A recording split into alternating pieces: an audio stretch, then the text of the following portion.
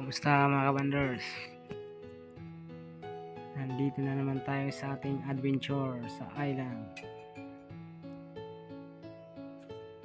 Ito nga pala yung Calmong Beach, isa sa pinakamaganda at pinaka-favorite naming puntahan sa El Nido, Palawan. Ganyan kalinaw ang tubig dito mga kabanders.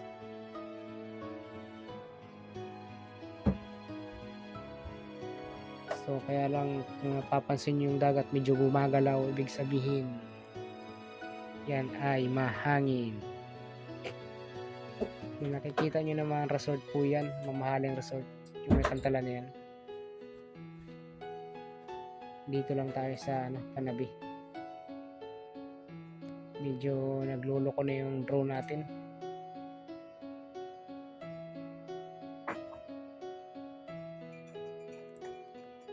Yan mga kawanders. Ang taas niyan mga 90 meters siguro. Yan.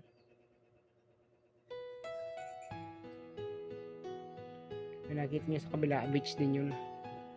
Tagusan kasi yan eh. Kabilaan siya beach mga kawanders.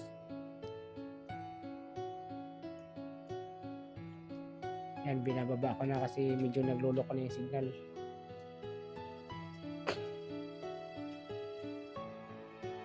Yan. Oops.